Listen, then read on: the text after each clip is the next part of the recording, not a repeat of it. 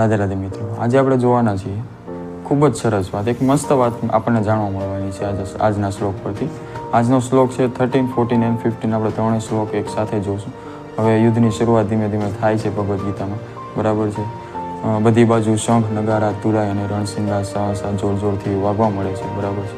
અને સામેની સાઈડ પાંડવોની સેનામાં ભગવાન શ્રી કૃષ્ણ, અર્જુન અને ભીમ પોતપોતાના શંખનો જોરથી નાદ કરે છે, સિંહ ગર્જના કરે છે કહેવાનું મતલબ, બરાબર. હવે શ્લોક 15માં ભગવાન શ્રી કૃષ્ણ, અર્જુન અને ભીમને 3 અલગ અલગ નામોથી ઉલ્લેખવામાં આવેલા છે.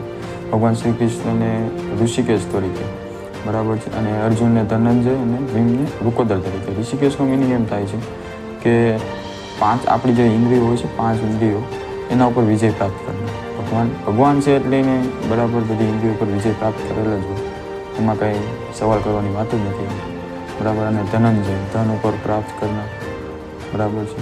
અને વૃકોદર કે શક્તિશાળી, ભીમ બહુ શક્તિશાળી હતા જ, તમને ખબર છે, બરાબર. અને જીવનમાં પણ એટલું શક્તિશાળી હોવું જરૂરી છે, ગમે એ પરિસ્થિતિ સામે લડવું પણ જરૂરી છે. અને આ શ્લોકમાં 5 જન્ય નામનો શંખ ભગવાન શ્રી કૃષ્ણ નાદ કરે છે, અને દેવદત્ત નામનો શંખ અર્જુન નાદ કરે છે, અને પૌંડ્ર નામનો શંખ ભીમ નાદ કરે છે. આ ત્રણેય અલગ અલગ નામના શંખો નાદ કરે છે, બરાબર છે.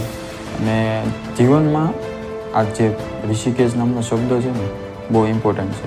5 ઇન્દ્રિયો, આપણી 5 ઇન્દ્રિયો એટલી શક્તિશાળી છે કે જેના ઉપર વિજય કરી લઈએ આપણે, બરાબર છે, એને કંટ્રોલ કરી શકીએ તો આપણા માટે રસ્તો સરળ બની જાય છે જીવનમાં. માયાજાળમાંથી બહાર નીકળી શકીએ જેટલું જલ્દી બની જાય, બરાબર છે. અને ભગવાન પાસે જલ્દી પહોંચીએ, ભગવાનના રસ્તા તરફ, બરાબર છે. બસ આજના માટે બસ એટલું જ. આશા કરું છું વિડીયો તમને ગમતા હશે. આવા જ વિડીયો જોવા માટે ફોલો કરતા રહેજો. રાધે રાધે.